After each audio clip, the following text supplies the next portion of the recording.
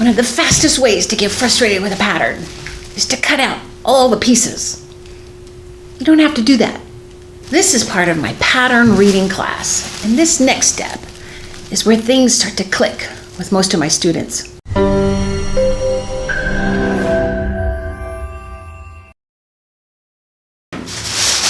right, here is the pattern.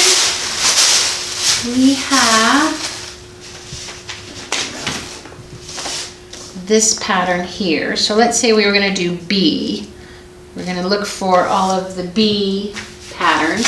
We're going to pull out the directions right here. We're going to look for all of the B shapes. I like to go through here, so we're going to do B with the sleeve, and I'll look through here and look for the B's. B, B, B, B. It looks like every one of these pattern pieces is what I need.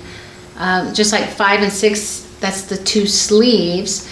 So it looks like this sleeve right here is they're gonna get sewn together to make one sleeve front, sleeve back. They're only used for B and D right there. So the other ones are tank tops. Now these are, notice right here, this right here, what is that line? That's the grain line. It's so important that they just put it on these basic shapes because they're showing you which direction they're going to go.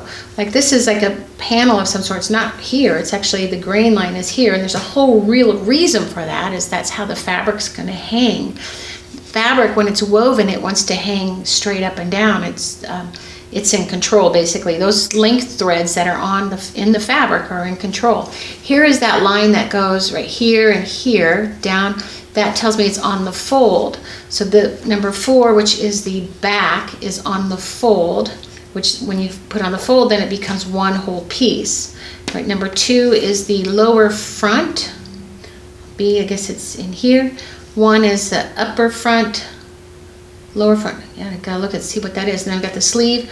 3 is the side front right here. So there's a side front panel right in here, like that. So I'm gonna open this up and see what we got. We also have sizes XX small to XXL. So they have a lot of sizes in here. But I'm looking at this thinking, this will be interesting. This is what happens on some of these patterns. Right here, this is 3.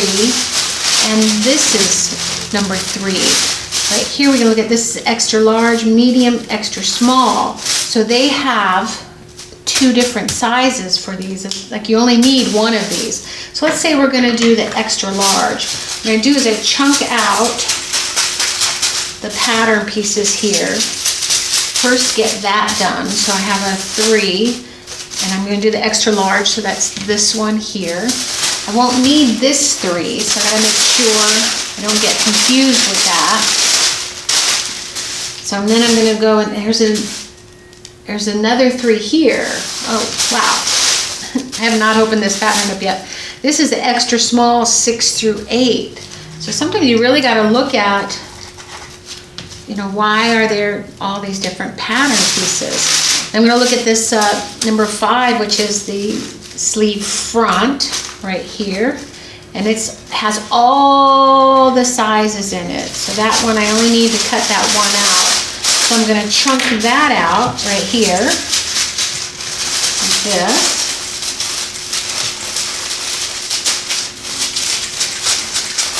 Okay, so I have 2 pieces here. Chunk that out. 5 and 6. So 3, 5, and 6. And then I'll look at this one. This is number 4.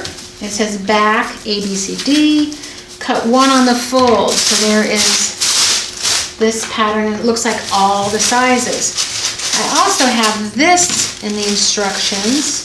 This is a glossary. I never pay attention to it. I don't know. I don't need it. And then, so we got 4. I'm going to chunk that out right here. There, okay, and I have 1. Now look, there's a 1, just a 1. So extra small to extra large, XX small to XXL. This is a little confusing. So I'm going to do the extra large. I need this one here. I got this one chunked out right there. And then I have this diagram here, multi-size patterns, the easy way to fit your patterns. So this is some information for you to have. If you have one size figure, I have not paid attention to that in a long time. So we got 3 and 3 we don't need, and then we need this 2, which is the lower front, and this looks like it has all the sizes on it.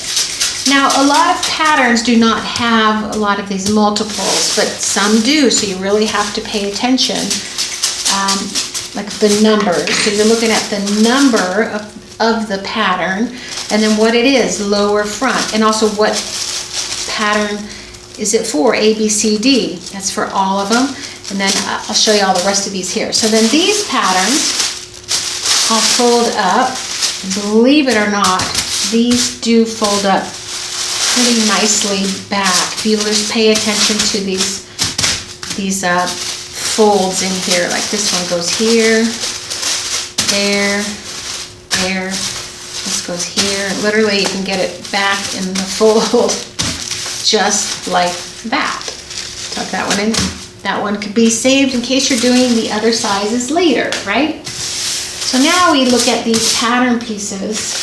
Let's go ahead and cut these. So I got the extra large. I'm going to cut on this. Now this is a cutting line right here. So I would have them cut this out and just go in and cut around the pattern pieces. That's going to help when you're first starting. Like that. And don't go cutting off, and they cut right on the line. I always say it's like a coloring book. You're going to cut right on the line like that. And you'll get good with that. You can also use regular shears on these because this is just tissue paper and doesn't ruin it. You don't want to use paper on these. So now this is an extra large the pattern here. I'm going to cut around here, cut the curve.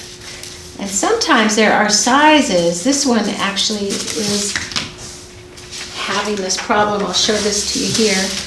When you have these lines intersecting, sometimes I'll get like a pink pen. Like this is a friction pen. These will iron off.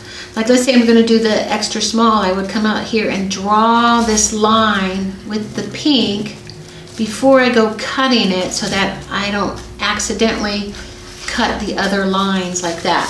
The extra large runs this way, down this way, and then up right here. This is all called grading in a pattern, and nowadays the computers do it. When I went to design school, we had to grade these.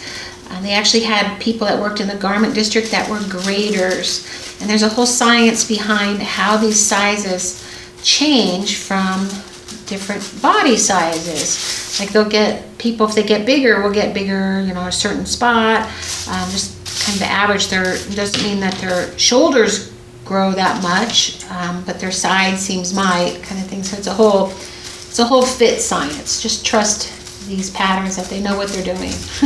Like I said, I would cut all these patterns out like this, and then I'll show you this, all the little things on there, and then little tissue papers. Make sure there's no pattern pieces on here, and then throw those away. Sometimes there's pattern pieces on here, and you go back for it, and oh my gosh.